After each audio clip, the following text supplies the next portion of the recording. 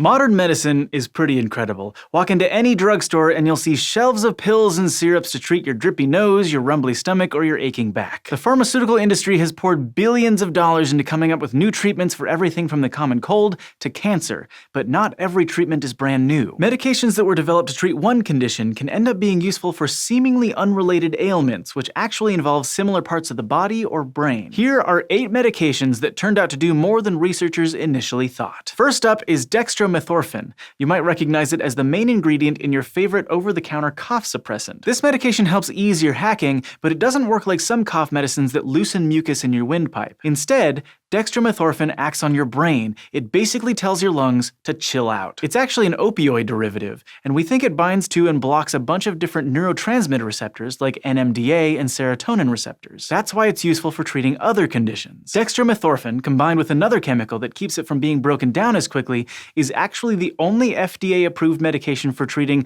pseudobulbar affect, where a person can't control episodes of laughing or crying. It's usually seen after a stroke or a brain injury or in neurodegenerative conditions. In a healthy brain, there's a careful balance between excitatory signaling and inhibitory signaling, telling cells to fire off a message or not to fire. Pseudobulbar affect is considered a disinhibition syndrome, meaning there's less inhibitory signaling than normal, so the balance is off, and there's too much firing in the cells that control emotions. Dextromethorphan is thought to help because it can block NMDA receptors, which reduces excitatory signaling and restores overall balance. This helps patients better control their emotional expressions, so when they get the giggles, it's not because they literally can't help it. Dextromethorphan isn't the only drug that blocks NMDA receptors. There's also Memantine, a drug that's usually used to treat Alzheimer's disease. Alzheimer's is really complex, but scientists think that one of the big problems is something called glutamate toxicity. Glutamate is a neurotransmitter involved in excitatory signaling in the brain. So when there's too much excitatory signaling, a lot of extra glutamate ends up hanging around and binding to receptors,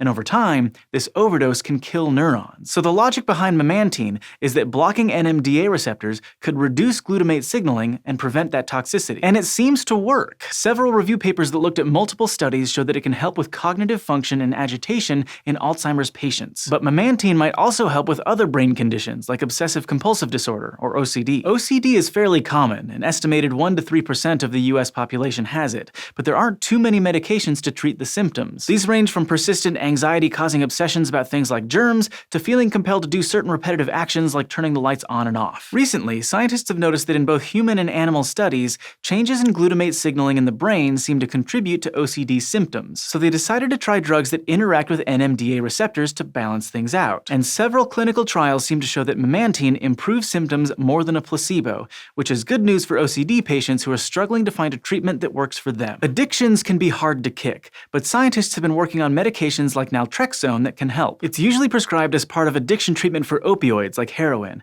These drugs activate opioid receptors in the brain, which kicks off the biological processes that trigger the feelings of pleasure and reward. Over time, repeated use of the drug can change signaling in the brain so that someone needs the drug to feel normal, and without the drug, they can't really function, and that's when it becomes an addiction. Naltrexone binds to opioid receptors too, but instead of activating them, it blocks them. That way, it can keep addictive drugs from interacting with brain cells as much. It's also prescribed to help with alcohol addiction, but it's not totally clear how this works since ethanol molecules don't bind to opioid receptors. One hypothesis is that when an addicted brain gets flooded with ethanol, it releases endorphins, which also activate the opioid system and could reinforce the behavior, and that's what naltrexone might help stop. Now, naltrexone is also being used to treat behavioral addictions like gambling or compulsive hair pulling. This might not seem super surprising. After all, what works for one addiction should work for another, right? But think about it this way. When someone takes opioids or drinks alcohol, those substances get in their bloodstream and bind to receptors in their brain, leading to physical effects and contributing to addiction. Behavioral addictions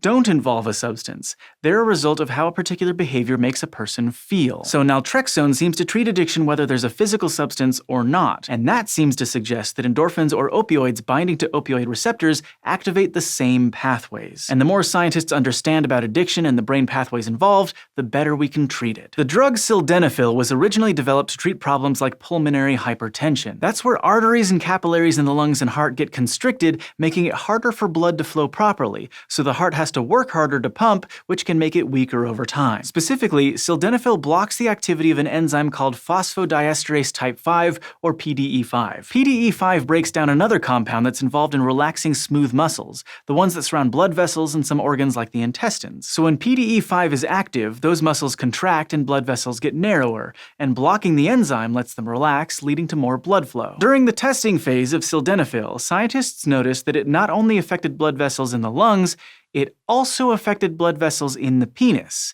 because PDE5 is really active there too. And this meant a bonus side effect: long-lasting erections. As a result of this perk, the pharmaceutical company rebranded the drug as an erectile dysfunction medication and continued research, so sildenafil is now well known as Viagra. There are other hypertension drugs with useful side effects too, like Spironolactone, which was developed for treating high blood pressure and heart failure. This medicine blocks the binding of aldosterone, a hormone secreted by the adrenal glands right above your kidneys. Aldosterone tells kidney cells to reabsorb sodium so you don't pee it out, which helps keep your body's salt levels balanced. And all those salts are pretty important. They keep your nerves firing, your muscles functioning, and your fluids balanced, so cells stay nice and plump without getting too swollen. But when there's too much aldosterone, too much sodium gets absorbed back into the bloodstream. That, in turn, makes more water get reabsorbed, which means there's a lot more fluid packed into your blood vessels, causing high blood pressure. So when spironolactone binds to and blocks these receptors, aldosterone can't do as much, and blood pressure goes down. But then doctors noticed that spironolactone also blocks progesterone and androgen receptors,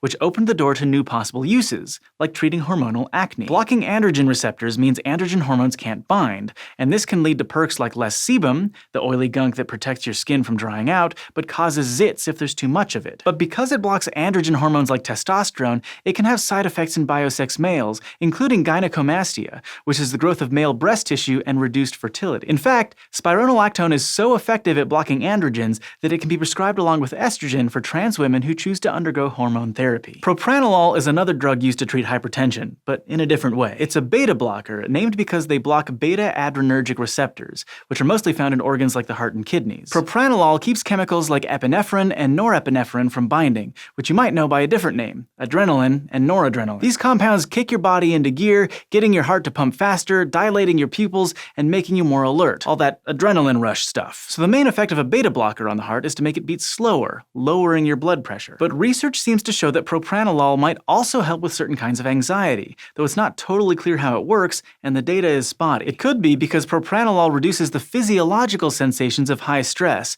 like the sweaty palms and fast breathing that are also caused by epinephrine signaling. Without those sensations, anxiety levels in the brain might not spike as much, which could be enough to show some confidence before a speech or an important interview. And the list of hypertension medications with useful side effects doesn't stop there. A drug called Minoxidil was developed to open potassium channels in smooth muscle cells, like the ones that line blood vessels. Opening these channels lets potassium ions flow through, which sets off a chain reaction that ultimately causes the muscle cells to relax. And this leads to wider blood vessels and lower blood pressure. But one of the side effects of minoxidil is hypertrichosis, which is a fancy way of saying a lot of hair growth. So it's also a great hair loss treatment. You've probably even heard of it before, as the brand name Rogaine. What's going on molecularly is a bit of a mystery, but some researchers think that because minoxidil can cause more blood flow, this provides more nutrients to the hair follicles and can encourage new cell growth. What we do know is that minoxidil seems to shorten the length of telogen, the resting phase of the hair growth cycle. See, every strand of your hair isn't always growing. Hair follicles chill in telogen for a few months before kicking back into anagen,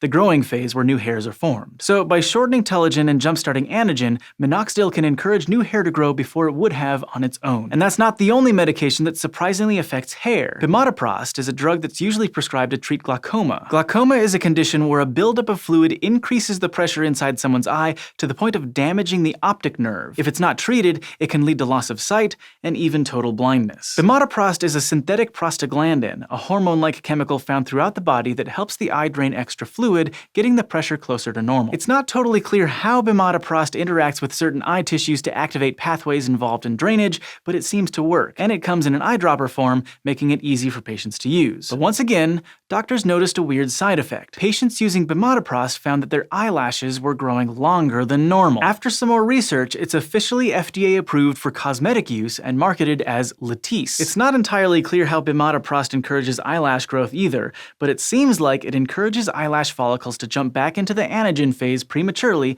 like Minoxidil. And it even seems to stimulate melanin production in pigment-producing cells, which leads to longer, darker, fuller eyelashes. All of these medications were initially developed with one goal in mind, but we learned a lot from studying all of their effects. These discoveries give doctors and patients more options for treating medical conditions and for fixing their cosmetic woes. So we can't really knock a treatment until we've tried it, with peer-reviewed clinical trials, of course. Thanks for watching this episode of SciShow, which was produced by Complexly, a group of people who believe the more we understand about ourselves and the world, the better. If you want to learn more about human health and medicine, check out one of our other channels, Healthcare Triage, at youtube.com/healthcaretriage.